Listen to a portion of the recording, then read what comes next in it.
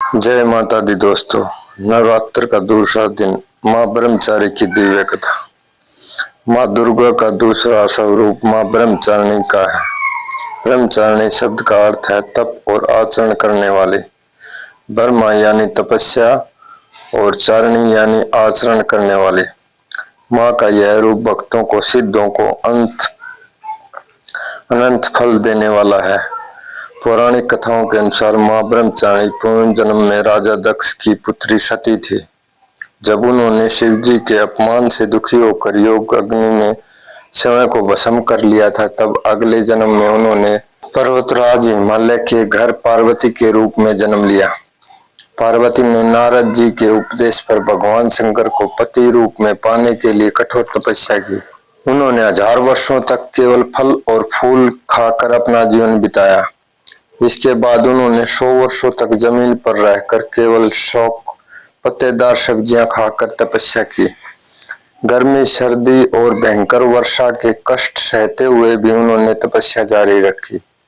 कुछ समय बाद उन्होंने बेल के पत्ते खाकर 3000 वर्षों तक भगवान शंकर की आराधना की।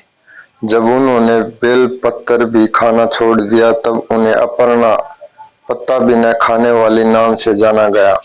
इस कठिन तपस्या के कारण उनका शरीर अत्यंत कमजोर हो गया, जिसे देखकर उनकी माता मैना बहुत दुखी हुई और उन्होंने उन्हें रोकने के लिए उमा कहा। तभी से माँ पार्वती का एक नाम उमा भी पड़ गया। उनकी इस कठोर तपस्या से तीनों लोकों में हाहाकार मच गया। देवता, ऋषि मुनि सभी उनके इस तप से अत्यंत प्रभावित हुए और अंत में भगवान ब्रह्मा जी ने प्रसन्न होकर उन्हें दर्शन दिए और कहा, देवी, आज तक किसी ने ऐसी तपस्या नहीं की, तुम्हारी मनोकामना अवश्य पूर्ण होगी। भगवान शिव तुम्हें पति रूप में अवश्य प्राप्त होंगे। इस प्रकार घोर तपस्या के कारण ही माँ पार्वती यह रूप माँ ब्रह्मचारिणी कहलाया। स्वरूप और महत्व। माँ ब्रह्मचारिणी के दाहिने हाथ में जप की माला और बाएं हाथ में कमंडल है। यह स्वरूप तप, त्याग, वैराग्य, सदाचार और संयम की वृद्धि का प्रतीक है। नवरात्रि के दूसरे दिन इनकी पूजा की जाती है। माँ ब्रह्मचारिणी हमें संदेश देती है कि जीवन के कठिन संघर्षों में भी मन को विचलित नहीं होने देना चाहिए और अपने लक्ष्य को प्राप्त करने के लिए दृढ़ संकल्प के साथ आगे बढ़ते रहना चाहिए। क्या आप माँ दुर्गा के अगले स्वरूप माँ चंद्रघटा की कथा जानना चाहेंगे?